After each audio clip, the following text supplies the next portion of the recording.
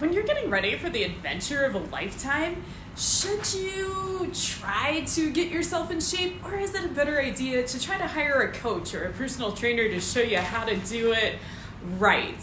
Well, in this video, I'm going to walk you through the pros and cons of both, because I think this is a question that a lot of us face. So for those of you who are new to the group or new to me, my name is Sarah. I'm a fitness coach that helps mountaineers. I'm like, what do I help? I'm a fitness coach that helps hikers, backpackers, and mountaineers get in shape for their big adventures.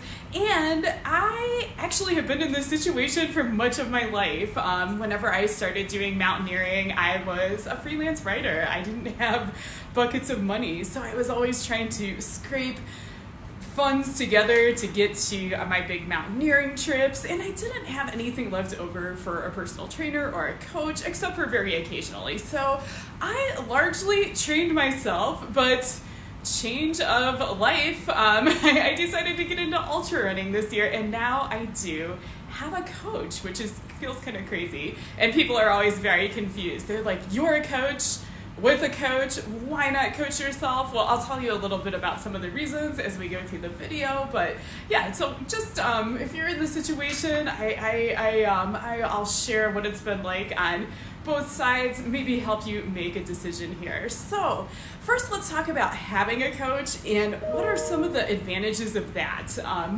I've had a coach for a few months now, and you might think that the best part is just having all my workouts planned out for me, which she does. She's amazing. But really, I think some of the best things about having her are the accountability. Whenever I think about skipping a workout, she always likes me to comment at the end of my workouts, even if it's just like, hey, I did a workout, it was good. So it's so much harder to skip that workout knowing that my comment won't show up in the software, and that she'll be looking for it, and that she'll notice if I don't do it. And I mean, I don't think she, really sits up at night worrying if I miss one workout, but I worry about it. So it's been amazing accountability. It's also been good company. If you're training for any of these sports, you're probably realizing they can be a bit lonely, right? You're out there running, hiking. You might be by yourself a lot of the time because it's pretty rare we have someone that can come to every single training hike, every single session. So, I have a cheerleader to cheer me on, and she also is in the same sport, so understands what that's like. And she's also one of the big reasons I did switch to a coach as soon as I started ultra running is that it's very sport specific. I kind of figured out how to train myself for mountaineering, but ultra running is just a brand new thing to me, and I just felt like I wasn't making the progress that I could, and that I needed really an expert to come in and show me exactly what to do for this sport. So many good things about having a coach. There are some downsides too, and I will share those. I think the first one and the hardest one is finding the right person. You may have noticed if you've gone out looking for coaching that there are not a ton of people who understand our sports really well. You can go to 24 Hour Fitness and talk to Tommy Trainer, and he can totally help you with your squat, but he knows like jack shit about mountaineering or backpacking, or a lot of times even endurance training. Having gone through the trainer certification, endurance training is not something that's emphasized. You talk a lot about basketball. So I really got into it sort of hoping I might learn to train myself better, and was a bit disappointed. So it is a bit hard to find people who really specialize in our sports. And it's true, when we do find them, that they tend to be, because they have a niche and they're very specialized, they're often accomplished in the sports themselves, so they tend to be expensive. They can charge more because there's just not a whole lot of them. So it's more of a cost than just seeing a trainer at the gym or getting online training that's more generalized. And then the third thing is you really may have to make some changes to your routine. For example, if you're someone that loves bar class or CrossFit or Pilates, the coach is going to have their own program, and a good coach will individualize the program to you, meaning they'll tend to work around your schedule a bit.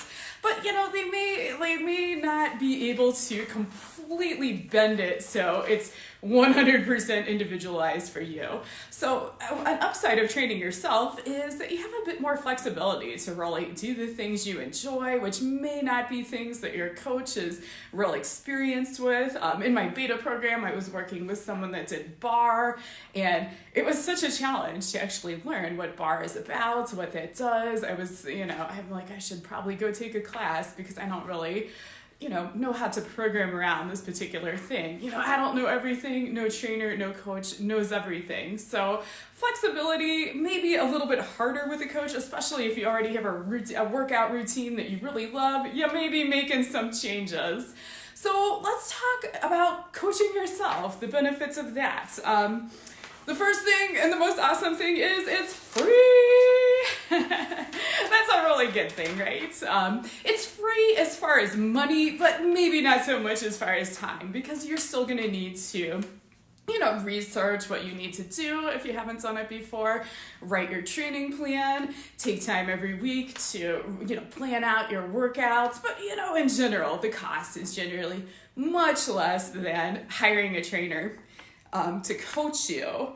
Another thing that's great about training yourself is the learning lasts a lifetime. Like once you crack the code once, you're probably going to make a few small adjustments over your life. It's different at 44, I can tell you, than at 28. But, in general, the basic principles are going to stay the same. And you're going to be able to train yourself for every adventure from now until you're like 92. Hopefully you'll still be out like climbing mountains and hiking and being awesome, kicking ass.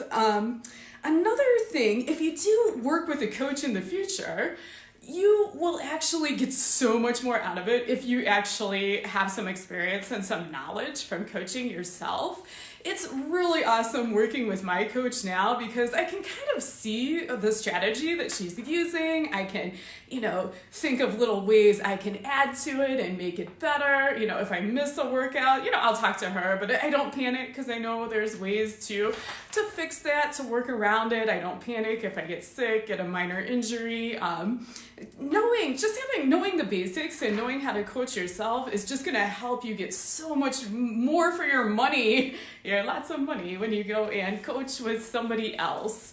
And finally, it's super satisfying to coach yourself and get results, like when you're standing on top of Kilimanjaro or Mount Rainier or that mountain in South America, or you finished your trail and you're celebrating at the end with your friends and your family. It's going to just feel amazing because you got yourself there. You got yourself in shape. You did the work. You took the time to figure out how to do it and put the strategy together, and you get all the credit, which is pretty effing awesome, right? So there you have it. There are ups and downs to both self-coaching and being coached. I love being coached right now, but for decades, when I was just kind of broke and living on friends' couches, I totally coached myself and was able to figure it out. And I'm not like the smartest human on the planet, so if I can do it, I really feel like you can do it too.